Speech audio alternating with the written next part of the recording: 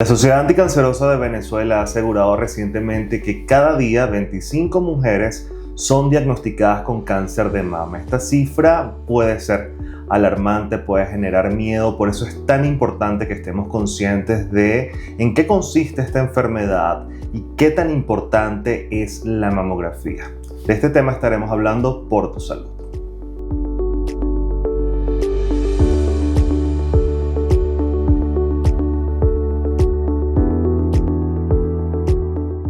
Por tu salud llegó a ustedes gracias a Agua Los Alpes. Hidrátate con entusiasmo.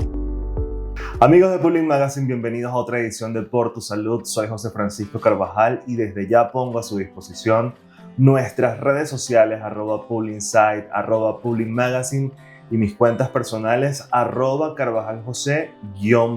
Tal como lo hemos mencionado, nos encontramos en el mes de octubre, mes de concientizar sobre el cáncer de mama, una enfermedad que causa la muerte de muchas mujeres. Esto como consecuencia de un diagnóstico tardío y también de la falta de tratamiento. Es por ello que nosotros en esta oportunidad nos hemos venido hasta el consultorio de la doctora Francesca Almonte. Ella es oncólogo. Gracias por recibirnos. Gracias por la invitación. Cualquier espacio que sea una ventana para hablar de estos temas, bienvenido. Doctora, bueno, precisamente yo creo que es importante destacar, empezar definiendo qué es el cáncer de mama. Muchas oímos hablar sobre este término, pero yo creo que falta muchas veces la definición por parte de un especialista como usted. Sí, es importante mencionar que todos los días en nuestro cuerpo se multiplican células. Eso pasa todos los días en varias partes del cuerpo, pero este proceso es sumamente regulado, es estricto, está controlado. Cuando existe por múltiples factores, incluyendo incluso estilos de vida no saludables, que una de esas células se empieza a descontrolar, se empieza a multiplicar de más, crece y forma una bola, pelota o tumor, que en el caso del cáncer de mama es en la mama y la mayoría de las veces, porque la mama como tal no es solamente la glándula mamaria, la mama también tiene grasa, la mama también tiene músculo, también tiene piel, pero en la mayoría de las veces se desarrolla dentro de la glándula mamaria. ¿Cuáles son los tipos de cáncer de mama? Porque hablamos sobre cáncer de mama y pudiésemos pensar que es uno solo, pero existen diferentes tipos, esto de acuerdo a la ubicación. También me gustaría que precisara, bueno, si existen algunos que pueden ser más agresivos que otros y además, ¿cuáles pueden ser esos factores que pudiesen, incidir en la aparición de estos tumores y aparte de eso en el tipo? Importante esa pregunta. Cada día se va a subclasificar más todos los tipos de cáncer. Pulmón, estómago, colon. Particularmente en el de mama, hay un estudio que se le hace luego de hacer la biopsia. La biopsia es tomar una muestra y que esa muestra la vean en un laboratorio de anatomía patológica y que el médico anatomopatólogo determine y diga, mira, definitivamente tiene la paciente un diagnóstico de cáncer de mama. Luego a esa biopsia se le hace otro estudio que se llama inmunohistoquímica. Es un estudio donde con unas coloraciones especiales que se le hace a esa biopsia se determina qué subtipo. Yo a veces le digo a las pacientes para que me entiendan qué apellido tiene el tumor. Y allí se subclasifica. Hay tumores hormonales, hay tumores que no son hormonales, hay tumores que se determinan que se llaman triple negativo, hay otro tipo de tumor que se llama HER2 positivo y no todos tienen el mismo comportamiento. Porque, por ejemplo, un tumor hormonal tiene un patrón de crecimiento más lento que de repente un tumor que no es hormonal.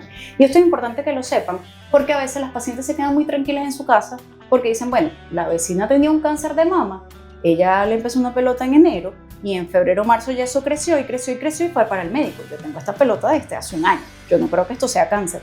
Epa, lo que pasa es que la vecina pudo haber tenido un subtipo que no era hormonal, que tenía un patrón de crecimiento más rápido y el tuyo es hormonal y es más lento. Entonces aquí resalta la importancia siempre de que, mire, no es que duela, entonces si duele no es cáncer, sino, no, eso no es así. Hay que crecer rápido, que crece lento, entonces como no tiene piel de naranja o como no retrae el pezón o como no hay cambios en la piel como tal, no, o sea, si hay una pelota en la mama, tiene que ir al médico pero corriendo. Entonces, ¿qué pasa? Dependiendo de esos subtipos, y no solo de esos subtipos, porque uno también ve, por ejemplo, la edad del paciente.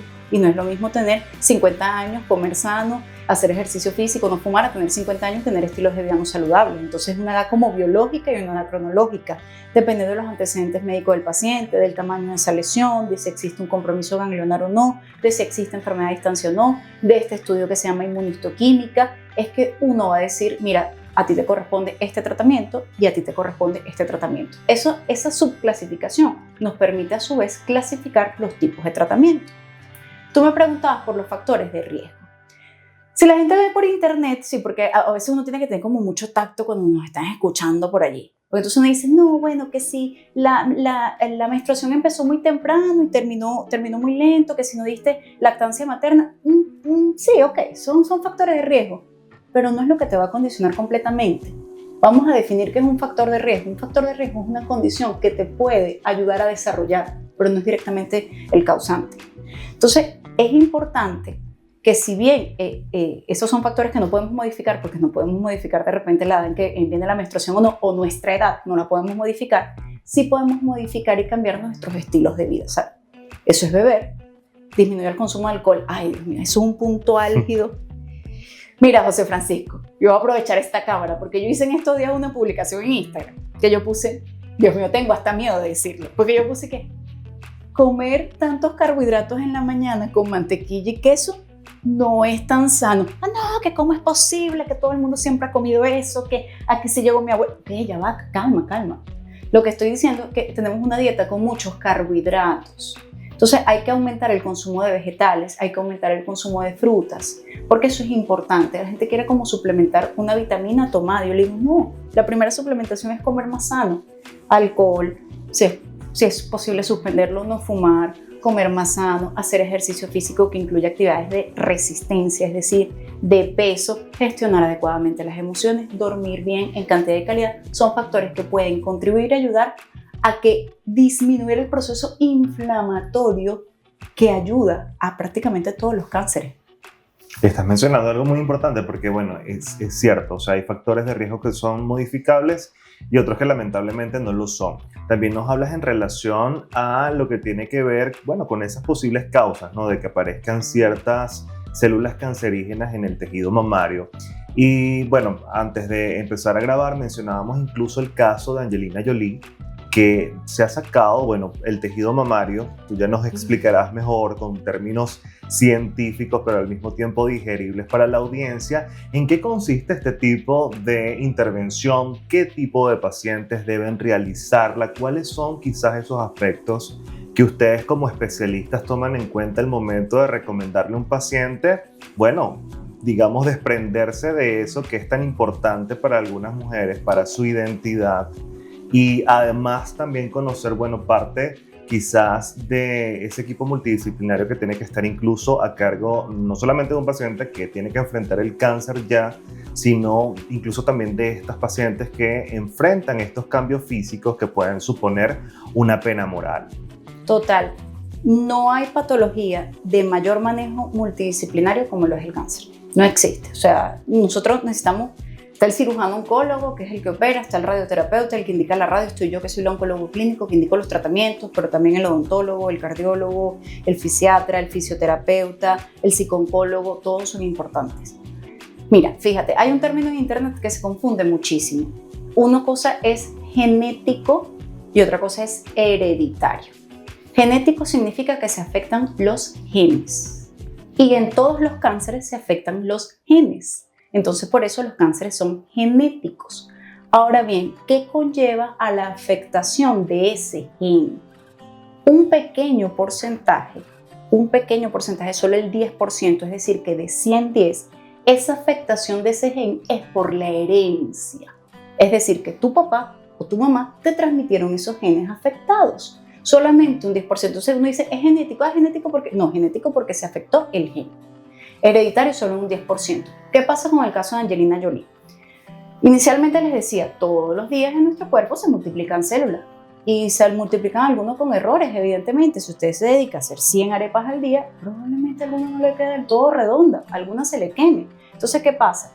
Todos los días se multiplican células y pasan errores, pero otras proteínas más arriba de esas células están vigilando, epa, hay un error, vigílame aquí, epa, no, corrígeme aquí, corrígeme aquí. Esas proteínas vienen dadas por unos genes. ¿Qué pasa con Angelina Jolie? Que ese gen estaba alterado y dio a su vez una proteína alterada. Y esa proteína alterada no fue capaz de visualizar los errores que estaban pasando, y al no ser capaz de visualizar esos errores se fueron acumulando y aumentaban la probabilidad de desarrollar cáncer, aumentaban la probabilidad. No que ella heredó el cáncer, ella heredó unos genes alterados que aumentaban la probabilidad de que padeciera cáncer. Y como tenía una probabilidad aumentada con respecto a la población general, se tomó la decisión de hacer una mastectomía profiláctica y hacer una oophorectomía profiláctica, porque ella se le estudió uno de los genes que se llama BRCA1, BRCA2, que son uno de los más estudiados. Entonces, ¿qué pasa? Tú puedes tener, cuando tú ves una paciente, una sospecha de que esa paciente pueda tener esos genes alterados. ¿Cómo tú tienes esa sospecha? Cuando tú haces el interrogatorio y preguntas qué familiares han tenido cáncer. Pero también tenemos que a veces no sabemos quiénes son los familiares. También tenemos que te dicen, no, bueno, mi abuela sí tenía una pelota en la mama, pero bueno, ya no se hizo biopsia, doctora, porque eso también pasa. Entonces, ese interrogatorio sirve, pero a la vez no sirve, porque a veces telenovela, no es el papá, una cosa así que también pasa. Entonces, uno lo sospecha con el interrogatorio, uno lo sospecha con los mismos antecedentes previos de la paciente, uno lo sospecha con la edad de la paciente. Entonces, allí es que uno manda a hacer una evaluación, manejo multidisciplinario, como acaba de mencionar José Francisco, con un genetista oncólogo, que le hace toda una historia familiar y dice, no, mira, vamos a descartar que no existan estos genes alterados. No queriendo decir que el hecho de que tenga esos genes alterados a juro va a presentar cáncer, porque lo que les acabo de mencionar es que aumenta el riesgo, pero no necesariamente va a padecer la enfermedad. Porque, y aquí vuelvo otra vez fastidiosa, porque lo voy a seguir diciendo hasta que me canse, tú puedes tener ese gen alterado, tú lo puedes tener. Pero para que ese gen se exprese, hay otra cosa por encima que se llama epigenética. Y volvemos otra vez con los estilos de vida saludables, porque pueden hacer que ese gen se exprese o no. Entonces imagínense la importancia.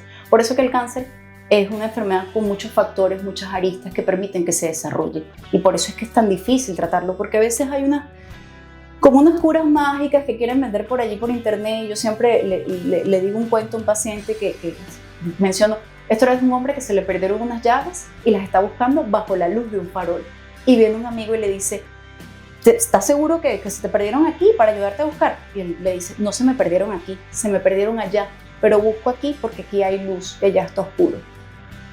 Entonces a veces por internet quieren vender algo porque hay luz y la gente con una esperanza, porque evidentemente si te venden algo esperanzador que va a curarlo, cualquiera se quiere ir por allí. Pero hay que ver todas las aristas y hay que irse siempre con la medicina basada en evidencia científica.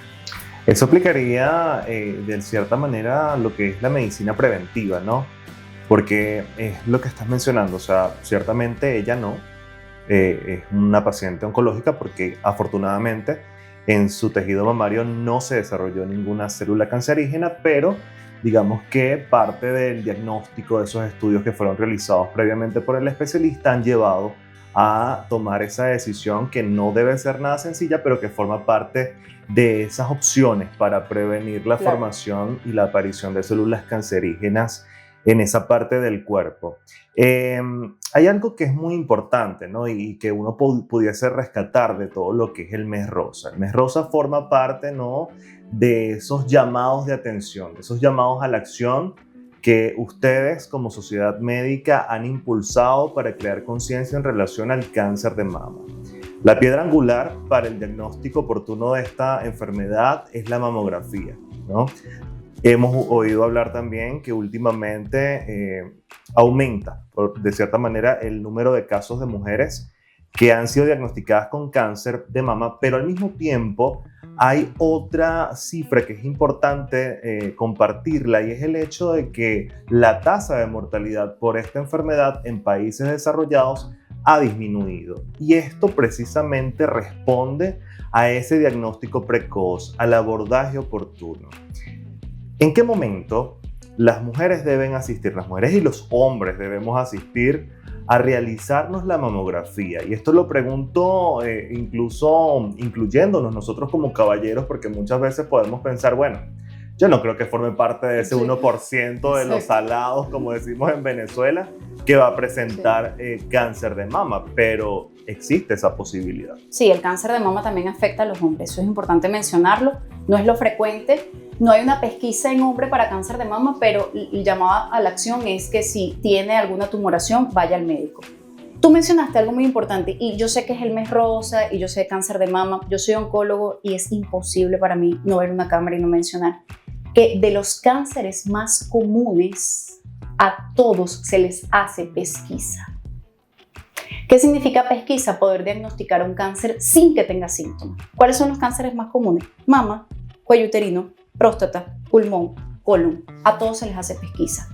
Mamografía y eco mamario a partir de los 35 años de edad. Ojo allí, no es para que te la hagas y la guardes en la gaveta, es para que se la lleves al médico. Porque si la mama es muy densa, porque si la mama tiene algún cambio con la prótesis, por así llamarlo, hay que hacer otros estudios pertinentes más complejos como resonancia de mama o tomosíntesis de mama. Citología de cuello uterino anual. La realización de la citología de cuello uterino previene la aparición de cáncer de cuello uterino porque permite diagnosticar lesiones premalignas, es decir, lesiones que no se han convertido en malignas. A partir de los 45 años, varones y mujeres, endoscopia digestiva inferior. Endoscopia digestiva inferior, que tiene que ser con sedación, porque ahí empiezan, no, eso es con sedación. Tomografía de tórax de alta resolución para para personas con, lamentablemente, hábito tabáquico. Y a partir de los 40 años, antígeno prostático y evaluación urología. Son las dos cosas, no solamente el antígeno prostático. En esto dijo un paciente, me decía, pero doctora, ¿y cuánto es el valor normal? Porque entonces ven 4 y se quedan, bueno, ya va a venir acá, 4 en un chamo de 39 años de edad es alto. Entonces eso va a depender mucho, por eso se complementa con el tacto. Y tú acabas de mencionar algo muy simple. El tócate sigue teniendo vigencia, tócate es importante, pero es insuficiente. Cuando una mujer se toca una lesión en la mama, mide 3 centímetros como mínimo. Cuando un médico la toca, como 2. Una mamografía es capaz de diagnosticar lesiones de menos de 1 centímetro y si lográramos diagnosticar a todas las pacientes con tumores menores de 1 centímetro, la tasa de supervivencia es altísima y la probabilidad de recibir quimio es muy baja. Entonces, por eso tanto énfasis en que se hagan la mamografía. Y el tócate y el examen físico, como dice una paciente, no, hombre, doctora, si es difícil para ustedes que son médicos que palpan mamas a cada rato, ¿qué será para uno que no se las palpa nunca? Es verdad. Y si la mama es muy voluminosa, es una mujer con mamas grandes y si la lesión está detrás del pezón, de ella que la toque va a pasar mucho. Entonces la importancia es la mamografía, el eco mamario, y es muy triste porque no puedo dejar de mencionarlo. La mayoría de las pacientes son con cáncer de mama y a todas les pregunto lo mismo cuando empieza la consulta. ¿Cómo empezó todo esto? ¿Desde cuándo tienes el síntoma? Bla, bla. Yo me sentí una pelota y fui al médico y me hice la mamografía. Y yo, claro, no es el momento, me quedo callada, pero por dentro digo, uy, ya vamos mal, porque debe haber... Yo me estaba haciendo mis controles anuales y determiné, o me dijeron que había esto. Todo es, fui al médico porque me sentí. Le decía, pero tú te hacías tu mamografía anual. Bueno, sí. ¿Cuándo fue la última? No, hace tiempo, para ver. Señor, 2018, hace fue una pila de años. Ah, entonces fue hace mucho tiempo. Entonces, agéndalo, por favor, agéndate a ti misma. Por favor, es importante. Además, sale hasta muchísimo más económico hacerse la mamografía y poder diagnosticar algo que esté muy pequeño a que esté muy grande. Por favor. Sí, es que el mes rosa viene siendo así como un recordatorio. Y me encanta porque anual. siento que tiene un impacto. Me encanta porque sé que lo tiene. Sé que lo tiene. Ya es casi que ya la gente dice, sí, es verdad, yo sabía que me la tenía que hacer y no me la hice porque es que está en todos lados. O sea, lo hablamos a cada rato, lo mencionamos a cada rato, lo decimos en todos lados. Hay muchos pacientes que a lo mejor tienen, bueno, la experiencia, ¿no? de haberse realizado una mamografía hace 3 meses aproximadamente, un ejemplo. Lo que estábamos hablando. Pero empiezan a notar ciertos cambios en esa mama y a lo mejor pueden pensar, esto es otra cosa, porque yo hace 3 meses me hice la mamografía y afortunadamente salí bien. ¿Qué puede pasar allí y qué tan importante vendrían siendo los estudios complementarios a esa mamografía para hacer un diagnóstico oportuno que comprenda y que pueda examinar a profundidad esa mama? Sí, lo menciona y eso me lo dijo una vez la mamá de una paciente. Ella fue paciente oncológica, su hermana fue paciente oncológica, su hija es paciente oncológica. Ella me decía, doctora, pero si yo me hago todos mis controles en enero, ¿eso puede volverme a aparecer en febrero? Sí, eso puede pasar. Tú te puedes hacer todos tus controles en enero y eso puede pasar en febrero, eso puede pasar. no es lo que uno quiere, ¿no? Pero el llamado sería es que si tú te hiciste tus estudios y estaban bien, pero luego de tus estudios tienes un síntoma, tienes que ir al médico, y si hay que repetir el estudio, hay que repetir el estudio o complementarlo con resonancia, con tomografía. Y te agarro ese punto también, porque entonces yo digo aquí, a partir de los 35, entonces me dicen, bueno, yo tengo 28, tengo una pepa, pero la doctora dijo 35. Además, o sea, eso es como de señoras mayores. No, o sea, a partir de los 35 estoy hablando de gente asintomática. Asintomática significa sin síntomas. Si usted tiene una pepa en la mama, a la edad que sea, usted tiene que ir al médico, porque es el médico el que le va a decir qué estudios hacer para saber el diagnóstico. Nosotros acá en Por Tu Salud vamos a hacer una pausa, pero al regreso vamos a hablar sobre el diagnóstico. Una vez tenemos ya esa mamografía en mano, ¿qué debemos hacer? ¿Cuáles son los pasos que nosotros debemos cumplir? ¿A qué especialista debemos asistir? Esa es parte de las interrogantes que vamos nosotros a despejar en la siguiente parte. Por Tu Salud llegó a ustedes gracias a Agua Los Alpes. Hidrátate con entusiasmo. Una vez tenemos la mamografía, Francesca, tú ya nos mencionas, bueno, la edad a la cual nosotros debemos acudir a realizarnos este estudio.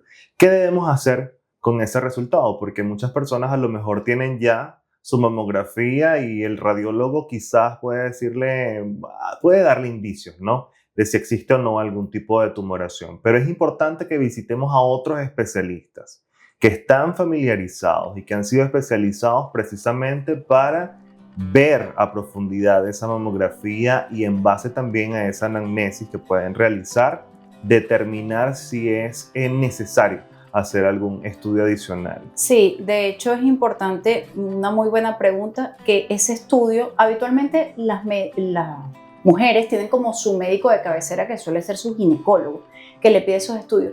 Pero no está de más complementar esto con una evaluación con un mastólogo, un cirujano mastólogo o un cirujano oncólogo de estos estudios de mama.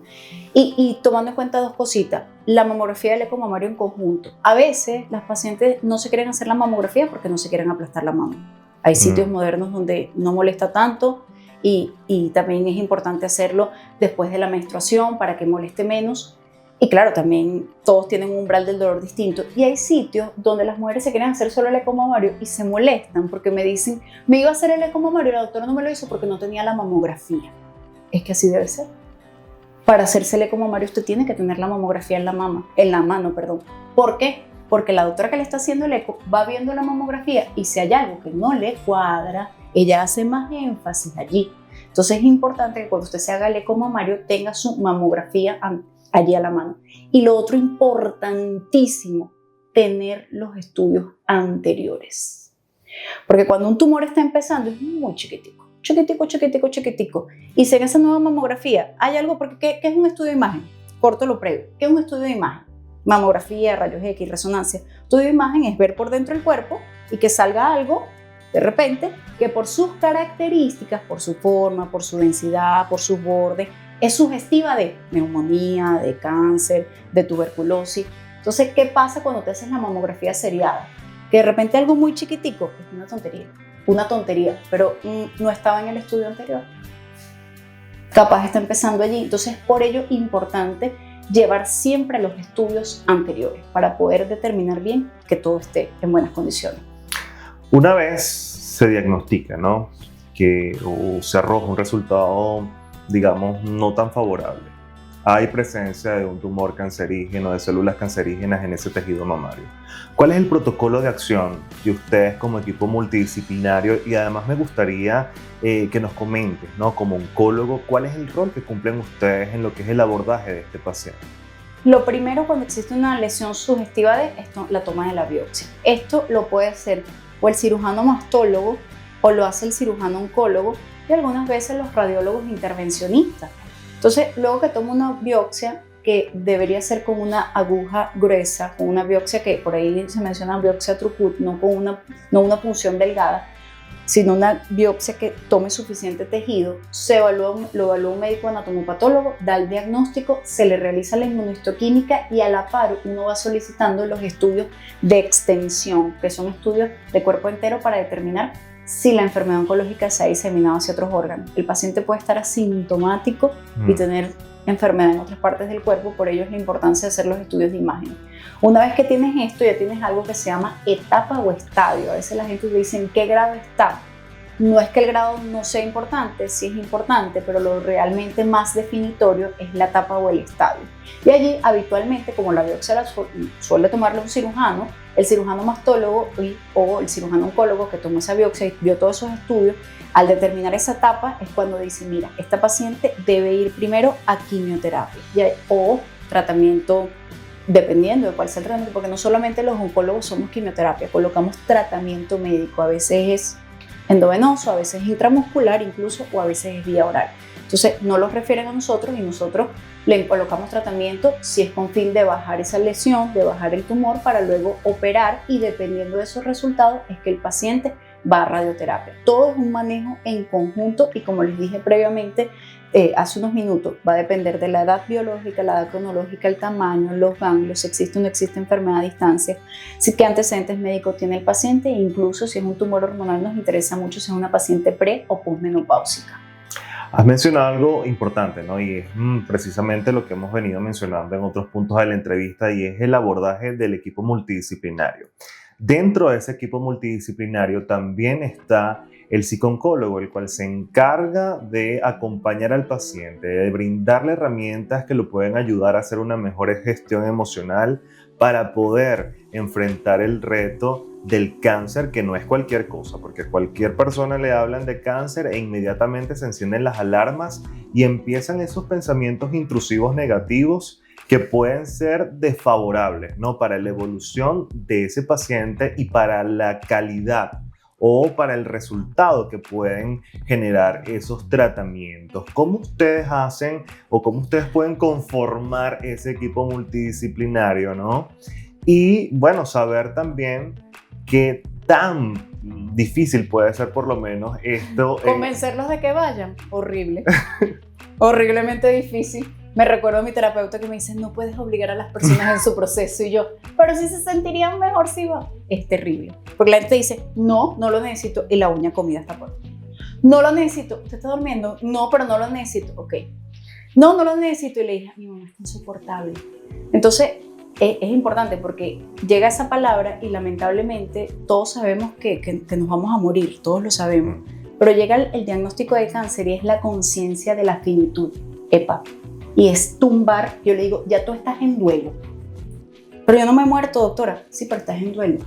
Porque murió una parte de tu salud. Murió porque así porque pueden trabajar, dependiendo de cómo se sientan, pero no va a ser lo mismo, porque ahora van a estar en consulta, haciéndose tratamiento, haciéndose estudio. Entonces murió de repente la abuela que llevaba al niño al fútbol. Murió la abuela que llevaba la niña a la danza. O sea, una parte de tu identidad muere. Y eso es duelo. Porque eso es un duelo, los duelos duelen y se tienen que acompañar con profesionales que no tienen una vinculación afectiva. Porque si tú hablas esas cosas que no está mal, pero con tu familiar incluso está procesando eso también. Entonces a veces no saben ni cómo procesarlo, y a veces no expresan, me da miedo morirme, pero no se lo quiero decir a mi hija porque sé que la voy a colocar peor y más bien ella ahorita. Entonces, por eso es importante el acompañamiento psicológico, porque yo lo he visto. Y siempre lo digo, yo tengo pacientes que tienen una enfermedad avanzada y tú los ves y tú dices, epa, ya va. Mi profesor decía, este tumor no se leyó el libro. Decíamos así cuando no, paciente con metástasis tal, expectativa de vida 6 meses. Señor, ¿cuánto tiempo tiene usted con el diagnóstico? 3 años. ¿Y tú qué? 6 meses, 3 años. Pero ves el señor, ¿por qué? ¿Qué es lo que es, doctora? Cuando usted me vea caminando despacito, ese es el momento que usted se preocupe. Si yo camino rápido. Entonces, la actitud tiene un impacto. No, así que no lo es todo, pero créeme que tiene un impacto. Y eso lo decía, que siempre lo menciono, Víctor Frank en el libro El hombre en busca del sentido. Él decía, el que tiene una circunstancia que está pasando muy dura, pero tiene un para qué despertarse, un para qué vivir, tiene un propósito de vida, es más fácil de llevar y de sobrevivir el cómo está llevando esa circunstancia. Entonces, a veces tú ves a los pacientes deprimidos que ya estaban deprimidos antes del diagnóstico, y llega el diagnóstico y todo eso se hunde más. Igual que las parejas, a veces me dicen, no, mira, mi pareja me dejó porque se me cayó el pelo. No te dejó porque se te cayó el pelo, porque viene como a resaltar todos aquellos conflictos, incluso familiares, de hijos, de padres, de hermanos, y a resolverlo y a confrontarlo. Mira, es momento de confrontarlo porque ya estamos aquí. Entonces es importante ese acompañamiento psicológico, muy, muy importante. Por favor, como me encantaría que todo fuera. Sí, exacto. Y que es muy difícil, es horrible mandarlo. Sí, porque además te miran feo, porque como me decía mi psicólogo, ella me decía, pero es que Francesca, tú al mandarlo, entonces el paciente interpreta, o sea, tengo cáncer y me estás diciendo que estoy loca. No, yo no te estoy diciendo eso. Quiero que te sientas mejor. Permíteme ayudarte. Gracias, Francesca. Creo que nos has ofrecido un programa maravilloso, un programa que no solamente, bueno, invita a las personas a acudir a realizarse ese examen de mamografía que es tan importante para el diagnóstico precoz de esta enfermedad, sino además para identificar cuáles son esos factores de riesgo que pueden o no ser modificables y además entender que también de cierta manera los hábitos pueden llevarnos a sufrir, a padecer esta enfermedad que no es sencilla. Y enfermedades cardiovasculares, porque al fin y al cabo las enfermedades cardiovasculares están en el día a día. Estamos hablando de cáncer, pero hipertensión, diabetes, los estilos de vida saludable ayudan con eso. Es que veo una cámara y no puedo evitar, me sale la vena internista que tengo por dentro. Gracias, Francesca. No, gracias a ti por la invitación. Redes sociales, Francesca, y además puntos de contacto, ¿dónde te pueden encontrar? Buenísimo. Tengo un canal de YouTube donde tengo más de 100 videos. Echen un ojito. No tienen que ver, lo pueden poner en +2 mientras están cocinando, haciendo su oficio del hogar. Francesca Explica en todas mis redes sociales. Y ahí están donde está la dirección, la consulta y el número telefónico. Gracias, Francesca, y también gracias a ustedes por la sintonía importante, como parte de lo que ha venido mencionando el especialista, que busquemos ayuda profesional para hacer un diagnóstico oportuno, para someternos quizás a tratamientos que al principio pueden costar, pero que nos pueden salvar la vida y además abrirnos a entender que hay ciertos procesos que exigen, demandan cierta compañía por parte de nuestro entorno y también de especialistas de la salud mental que nos pueden ayudar a adquirir ciertas herramientas que hacen mucho más fácil este camino. Nosotros de esta manera nos despedimos poniendo a su disposición como siempre nuestras redes sociales @PulinSight, @PulinMagazine y mis redes @CarvajalJosé_. No olviden darle like a este video y compartirlo. Será hasta una próxima oportunidad.